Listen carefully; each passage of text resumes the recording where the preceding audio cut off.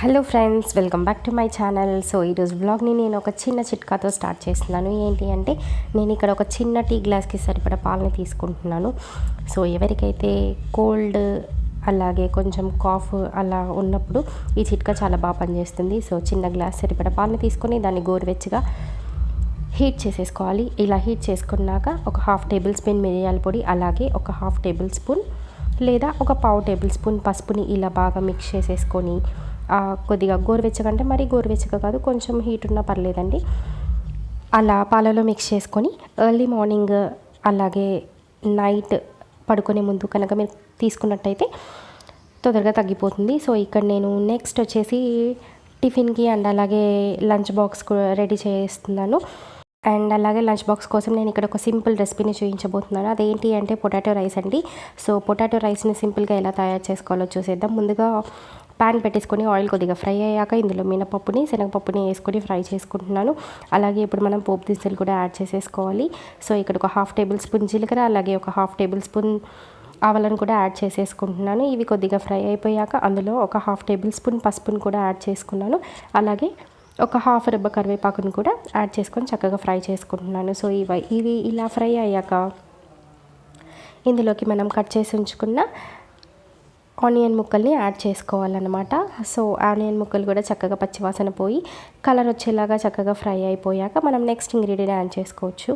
Monday morning అంటే చాలా లేజీగా ఉంటుంది కదా అందరికీ. సో అందుకని చిన్న సింపుల్గా ఇలాంటి సింగిల్ ఐటెం రెసిపీస్ చేసుకుంటే టైం కలిసి వస్తుందని ఇలా చేశాను అనమాట. సో ఆనియన్స్ చక్కగా ఫ్రై అయిపోయాయి కదా, ఇప్పుడు మనం ఇందులోకి కట్ చేసి పెట్టుకున్న పొటాటో ముక్కల్ని కూడా యాడ్ చేసేసుకుందాం. ఇక్కడ ఈ పొటాటోని మనం ఫస్ట్ పీల్ చేసేసుకొని ఆ తర్వాత ఇలా చిన్న ముక్కలుగా కట్ చేసుకొని వాష్ చేసుకొని ఇందులోకి యాడ్ చేసేసుకోవాలి. సో ఇలా యాడ్ చేసుకున్నాక చక్కగా మొత్తం కలిసేలాగా మిక్స్ చేసేసుకోవాలి. సో అలా మిక్స్ చేసుకున్నాక మనం ఇప్పుడు లిడ్ క్లోజ్ చేసేసి ఒక 4 మినిట్స్ పాటు కుక్ చేసుకుందాం. సో ఒక 4 మినిట్స్ తర్వాత మనం ఇప్పుడు లిడ్ ఓపెన్ చేసి చూసేద్దాము. చూడండి, ఒకసారి చక్కగా ఇలా మిక్స్ చేసేసుకోండి అండ్ అలాగే ఒకసారి చెక్ చేసుకోండి. కరెక్ట్గా ఒక 50% అయినా కుక్ అయి ఉంటుంది ఆలు అనేది. చూడండి, నేను చూపిస్తున్నాను ఇక్కడ. సో ఒక 50% ఆలు అనేది కుక్ అయిపోయింది కదా. ఇప్పుడు మనం ఇందులోకి ఒక టేబుల్ స్పూన్ ధనియాల పొడి, అలాగే మన టేస్ట్కి సరిపడా సాల్ట్ని యాడ్ చేసుకోవాలి. నెక్స్ట్ మన టేస్ట్కి సరిపడా కొద్దిగా కారంని కూడా యాడ్ చేసుకోవాలి. మేము కొంచెం కారం ఎక్కువగా తింటాం కాబట్టి 2 టేబుల్ స్పూన్స్ కారంని యాడ్ చేసుకున్నాను. సో ఇలా అన్ని ఇంగ్రీడియంట్స్ వేసేసుకొని చక్కగా మిక్స్ చేసుకొని ఇంకొక 2 to 3 మినిట్స్ పాటు మనం కుక్ చేసుకున్నామంటే ఆలు అనేది పర్ఫెక్ట్గా కుక్ అయిపోయి ఉంటుంది. సో మసాలాలన్నీ కూడా పట్టేసి చక్కగా కుక్ అయిపోయింది కదా. ఇప్పుడు ఈ ఆలుకి మనం ఆల్రెడీ రైస్ కుక్ చేసి పెట్టుకొని ఉండాలండి. సో రైస్ కుక్ చేసి చల్లారనిచ్చుకోవాలి. అలా రైస్ చల్లారిపోయాక మనం ఇందులోకి వేసి మిక్స్ చేసుకోవటమే అండి. సో ఎందుకు ఇక్కడ కలర్ చేంజ్ ఉంది అని డౌట్ వస్తుందేమో, మేము కొంచెం వరి అన్నం అలాగే కొంచెం ఫాక్స్టైల్ మిల్లెట్ 2 కలిపి రైస్ని కుక్ చేసుకుంటాం. సో అందుకని అనమాట, హెల్త్కి కూడా చాలా మంచిది కదా. సో నెక్స్ట్ నా మార్నింగ్ రొటీన్లో నేను చేస్తున్న టిఫిన్ ఏంటి అంటే సేమియా ఉప్మా అండి. నేను ఈ రెసిపీని నేను మీకు ఆల్రెడీ షేర్ చేశాను.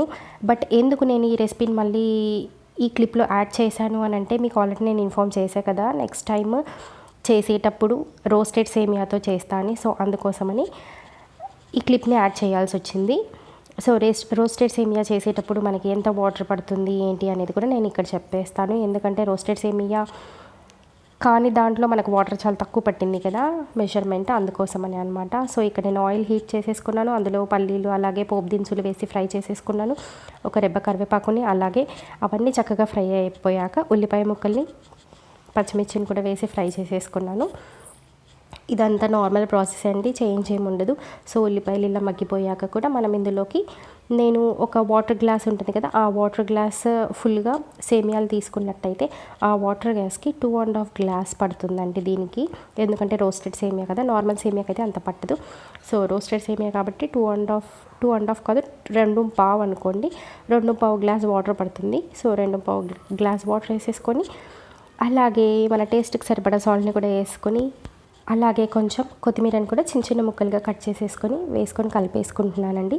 సో ఇలా చక్కగా మిక్స్ చేసేసుకున్నాక మనం వాటర్ బాయిల్ అవ్వాలి. సో ఇలా వాటర్ బాయిల్ అయ్యాక చూడండి, నేను చూపిస్తున్నా కదా రోస్టెడ్ సేమియా ఇలా ఉంటుంది. చాలామందికి తెలిసే ఉంటుంది రోస్టెడ్ సేమియా కూడా. రోస్టెడ్ సేమియాని కూడా మంచిగా మిక్స్ చేసుకుంటూ ఇలా వేసుకొని కుక్ చేసుకోవటమే. సో ఇలా మనం ఒక 5 to 6 మినిట్స్ కుక్ చేసుకున్నామంటే పర్ఫెక్ట్గా సేమియా అనేది కుక్ అయిపోతుంది. సో ఈరోజు నా మార్నింగ్ రొటీన్లో, మండే మార్నింగ్ రొటీన్లో నేను చేసిన 2 డిషెస్ ఇవేనండి, అంతే. సో లంచ్ బాక్స్ కట్టేశాను, మా హస్బెండ్ ఆఫీస్కి వెళ్ళిపోయారు. నెక్స్ట్ ఇక్కడ మా మెయిడ్ వచ్చిందనమాట. సో మా హెల్పర్ కోసం, నా కోసం అలాగే టీని పెట్టుకుంటున్నాను. ఇక్కడ ఒక 2 గ్లాసెస్ పాలు వేసేసుకొని అందులో టీ పొడి అలాగే అల్లంతో టీ పెట్టుకుంటున్నాను. అల్లంతో టీ పెట్టుకుంటే చాలా బాగుంటుంది అండ్ అలాగే హెల్త్కి కూడా చాలా మంచిది కదా, అందుకోసం అని అనమాట. సో టీ కూడా పర్ఫెక్ట్గా కుక్ అయిపోయింది. మేమిద్దరం టీ కూడా ఏం చక్కగా మాట్లాడుకుంటూ కూర్చొని తాగేసాము. నెక్స్ట్ అన్ని పనులు అయిపోయాక లాస్ట్లో చేసే పని ఏంటి అంటే గ్యాస్ స్టవ్ క్లీనింగ్ అనమాట. సో కౌంటర్ టాప్ కూడా క్లీన్ చేసేసుకున్నాను. సో నేను డైలీ యూస్కి frost all purpose cleaner use చేస్తా అని చెప్పా కదా, సో దాంతోనే నేను ఇప్పుడు క్లీన్ చేస్తున్నానండి. ఎప్పుడో 2-3 డేస్కి ఒకసారి counter top and gas stove clean చేయాలి అని అంటే అప్పుడు మాత్రమే నేను సిఫ్ అనేది యూజ్ చేస్తాను. ఎందుకంటే గ్లాస్ కదా, సో అంత సిఫ్తో అంత యూజ్ ఉండదు. స్టీల్ అయితే గ్యాస్ స్టవ్ అప్పుడు రెగ్యులర్గా సిఫ్ కూడా యూజ్ చేయొచ్చు అనమాట. సో గ్లాస్ కాబట్టి నేను ఇది యూజ్ చేస్తానన్నమాట ఎక్కువగా. సో గ్లాస్ స్టవ్ మొత్తం క్లీన్ చేసేసుకుంటున్నాను. చూడండి, ఇందాక చూపించినప్పుడు ఎంత జిడ్డుగా ఉంది కదా, ఇది వచ్చేసి చాలా నీట్గా కూడా క్లీన్ చేస్తుంది. సో మనకి పెద్ద ప్రాబ్లం ఏమి ఉండదు. ఇలా ఒక వైపర్ని తీసేసుకొని మనం స్ప్రే చేసుకొని క్లీన్ చేసేసుకుంటే చూడండి జిడ్డు మొత్తం పోయింది. సో ఇలా సైడ్స్కి కూడా మొత్తం క్లీన్ చేసేసుకోవాలి. సో ఇదండి మండే మార్నింగ్ వ్లాగ్, చూసారు కదా. ఇంకా ఇలాంటి వ్లాగ్స్ మరెన్నో చూడాలి అని అనుకుంటే కొత్తగా నా ఛానల్ ఎవరైనా చూసినట్టయితే ప్లీజ్ సబ్స్క్రైబ్ చేసుకొని నన్ను సపోర్ట్ చేయండి. పక్కనే బెల్ ఐకాన్ కూడా ఉంటుంది. బెల్ ఐకాన్ని క్లిక్ చేసి ఆల్ అని సెలెక్ట్ చేశారంటే నేను చేసే ప్రతి ఒక్క నోటిఫికేషన్ మీకు వచ్చేస్తుంది.